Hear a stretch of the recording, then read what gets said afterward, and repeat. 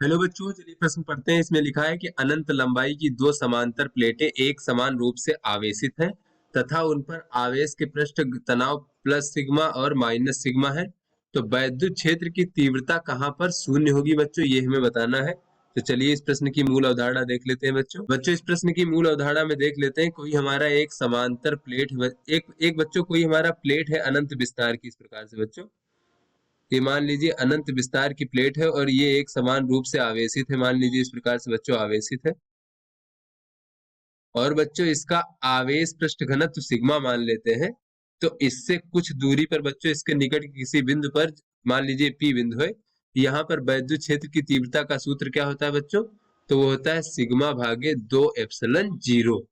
बच्चों ये हमारा वैद्युत क्षेत्र की तीव्रता का सूत्र होता है किसी निकट के बिंदु पर।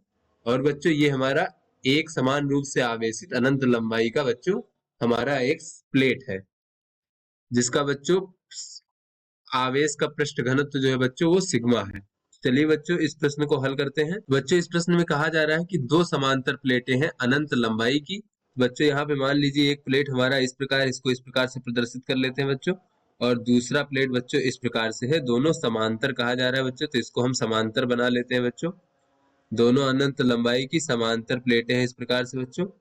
और दोनों के आवेश के पृष्ठ घनत्व बच्चों एक का हमारा प्लस सिग्मा है और एक का माइनस सिग्मा है। अर्थात बच्चों एक हमारा जो है वो धनावेशित है इस प्रकार से, और बच्चों जो दूसरा है वो हमारा ऋणावेशित है इस प्रकार से। और बच्चों दोनों का आवेश घनत्व समान है, एक धनावेशित और दूसरा ऋणावेशित है। तो इसमें पूछा जा रहा है बच्चों कि वैद्युत क्षेत्र की तीव्रता कहाँ पर शून्य होगी। तो बच्चों इन दोनों के प्लेटों के कहीं बाहर अगर किसी बिंदु यहाँ पर मान ले बच्चों अपने बिंदु पर, तो यहाँ पर अगर हम वैद्युत क्षेत्र की तीव्रता देखें बच्चों, तो इस प्लेट को अगर हम या फिर ये प्लस जो प्लस सिग्मा बच्चों प्लेट है इसके कारण अगर हम वैद्युत क्षेत्र की तीव्रता देखें बच्चों, तो इसकी दिशा किधर हो जाएगी बच्चों? तो धनावेश से दूर की ओर होती है। तो बच्चों इस बिंदु पर दिशा इधर हो जाएगी इस प्रकार से प्लस सिग्मा के कारण। और बच्चों किसी भी बिंदु पर जो है ये प्लस सिग्मा जो प्लेट है इसके कारण आवेश वैद्युत क्षेत्र की तीव्रता कितनी हो जाएगी? सिग्मा भागे 2 एप्सिलॉन 0। और इसी प्रकार से बच्चों ये जो हमारा माइनस सिग्मा आवेश घनत्व की बच्चों प्लेट है उसके कारण जो वैद्युत क्षेत्र की तीव्रता होगी उसका परिमाण भी सिग्मा भागे 2 एप्सिलॉन 0 के बराबर हो जाएगा। किंतु बच्चों अगर हम इस बिंदु पर जो प्लस सिग्मा है बच्चों उसके कारण दिशा देखें तो ये धनावेश से दूर यानी दूर की ओर होता है बच्चों, तो इस तरफ हो जाएगा। और अगर बच्चों ये ऋणावेशित प्लेट के कारण अगर इस बिंदु पर देखें बच्चों, तो ऋणावेश के कारण जो वैद्युत क्षेत्र की तीव्रता होती है वो ऋणावेश की ओर होती है उसकी दिशा। तो इस प्रकार से बच्चों हमारा हो जाएगा ऋण आवेश मतलब माइनस सिग्मा प्लेट के कारण। और बच्चों दोनों का परिमाण समान है बच्चों, तो यहाँ पर बच्चों दोनों की दिशाएं विपरीत है और परिमाण समान है, तो यहाँ पर वैद्युत क्षेत्र की तीव्रता का मान बच्चों जो कुल वैद्युत क्षेत्र की तीव्रता हो जाएगी उसका मान शून्य हो जाएगा। इसी प्रकार बच्चों इधर अगर किसी बिंदु पर देखें तो यहाँ पर भी बच्चों अगर ये हमारा जो प्लस सिग्मा प्लेट है इसके कारण देखें तो धनावेश से दूर की ओर यानी इधर होगा बच्चों हमारा वैद्युत क्षेत्र की तीव्रता। और बच्चों ये अगर हम माइनस सिग्मा प्लेट कारण देखें तो ऋणावेश की ओर होता है बच्चों इस प्रकार से। तो ये बच्चों हमारा माइनस सिग्मा के कारण हो गया। और ये बच्चों चूंकि दोनों का परिमाण समान है और दिशाएं विपरीत है तो यहाँ पर भी वैद्युत क्षेत्र की तीव्रता का मान शून्य होगा। इस प्रकार से बच्चों अगर हम बीच दोनों प्लेटों के बीच में दोनों समांतर प्लेटों के बीच में किसी बिंदु पर देखें बच्चों, तो यहाँ पर बच्चों प्लस सिग्मा के कारण धनावेश से दूर की ओर यानी धनावेश से दूर की ओर इस प्रकार से होगा प्लस सिग्मा के कारण।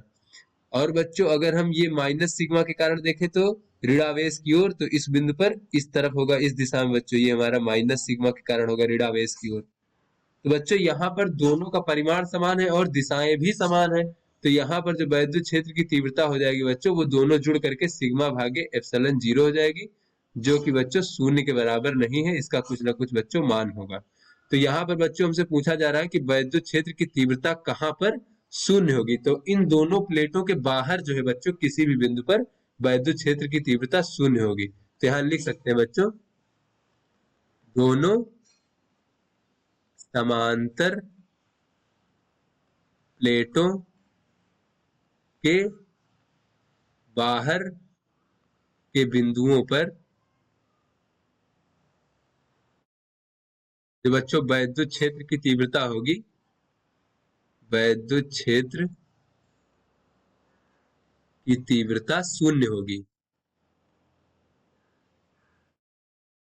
और बच्चों दोनों प्लेट के बीचों जो बच्चों दोनों प्लेट के बीच में जो वैद्युत क्षेत्र की तीव्रता होगी उसका मान सिग्मा भाग्य एप्सिलॉन 0 होगा, जो कि शून्य के बराबर नहीं होगा। तो बीच में बच्चों किसी बिंदु पर वैद्युत क्षेत्र की तीव्रता इतनी होगी। तो आशा करते हैं बच्चों ये आपको समझ में आ गया होगा। धन्यवाद।